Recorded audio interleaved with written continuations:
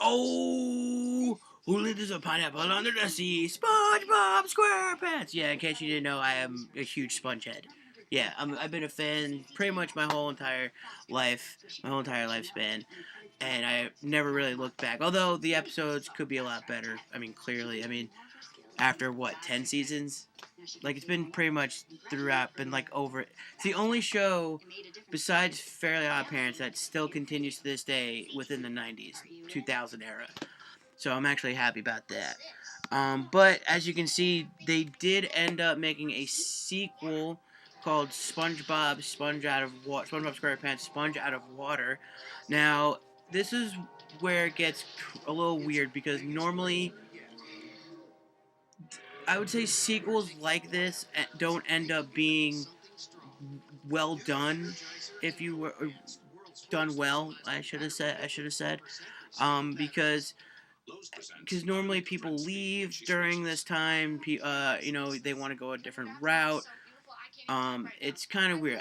I sort of liked it. It was only a little bit likable. And look, Steve Hillenburg and the rest of the SpongeBob producing and writing team were still on this film, so I was definitely okay with that. It still had the same hilarity as the SpongeBob episodes do. That's basically what it was anyway. It ended up being a giant 2-hour episode of SpongeBob, like just basically a special that you could have done like alternating Wednesdays or something. As well as the director Paul Tibbett, he was also here.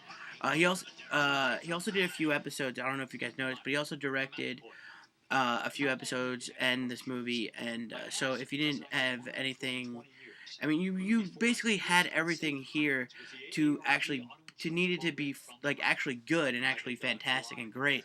I mean, granted, it's already going to do well and above in like the double-digit millions because it's a kids movie and it's SpongeBob. It's lasted for over 15 years, and keep in mind, it's also been probably actually longer than that. It's also been what 7, 10 years I think since its last one anyway. So yeah, it's been like almost a decade since the first movie came out. Which, if you haven't noticed, that's what that is. That poster, that giant yellow thing. Besides the other yellow things, and you can also see the difference too because they actually in the first one or in the first movie that they released, they ended up being a regular standard cartoon. They stuck with the SpongeBob animation, which I loved.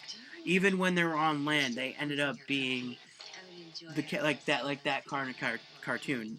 Now, as you can clearly see behind me as well, on my right, they actually went a different animation style with this one, with Sponge Out of Water.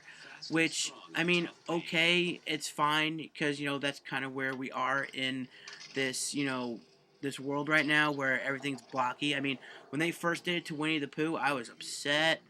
It's all blocky and polygony. It's very odd and very strange, but it didn't help. But you don't realize that though.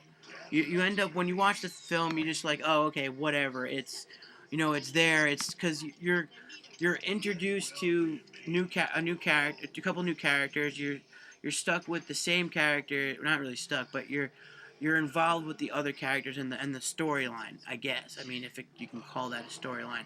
And again, this does not connect with that or the show technically. It's just another, like I said, it's another episode of SpongeBob where Plankton tries to steal the formula and ends up losing, but he ends up becoming a TM, if you will, or a team, as they said in the movie. And it's I mean and again they brought back everybody, not just production wise and writing wise, but they also brought the man of 1,000 voices. Mr. Tom Kenny, who does like 7 voices on this show, and you also brought Tom Wilson. You know, they bring and Carolyn Lawrence and Mr. Krabs. What's his face? Clancy Brown. I mean, they bring in everybody from the show, from the other movie, from to this movie, and again, it doesn't take away that it was just a SpongeBob episode, and I enjoy SpongeBob episodes, but it didn't do really anything for me. I don't know if maybe I'm just growing up or whatever. Ha ha ha ha ha. You're laughing and I don't like it. So, I mean, unfortunately, as one of the biggest fans of SpongeBob, this film like actually disappointed me in a lot of aspects, and I I I can only say, for a show that spans over 9 seasons, over 400 episodes, I mean, you have really great writers on hand. I mean, I was actually shocked that I was actually disappointed. I mean, I wasn't really completely disappointed. I still enjoyed myself. It was still entertaining. It was still hilarious. To an extent. So I wasn't really completely and utterly shocked at what was happening, but I enjoyed myself here. I also saw it with a couple friends. So again, a couple other SpongeBob fans. So it was actually kind of cool to watch. And again, it's all for the kids. So I definitely recommend it if you have kids, or if you're still a kid at heart. You should definitely check this out. I'm definitely obviously going to get this on DVD when it comes out. I've been collecting SpongeBob stuff since I was a kid. Like, this is not even half of what I have. So make sure you guys go check this out. It's SpongeBob. I mean, come on, it's SpongeBob. Who doesn't love SpongeBob? So you should guys also do check my channel out. I know I mentioned in the other video, we announced that we are going to do this summer. It's going to be starting to get big stuff. We're going to do video game stuff and a couple other things that we have all planned out. So don't change the channel yet. Make sure you guys stay tuned, because I believe our next adventure, we're going back in time again. So we're taking a hot tub instead of a backpack. So just make sure you guys stay tuned for that in Hot Tub Time Machine. So bye.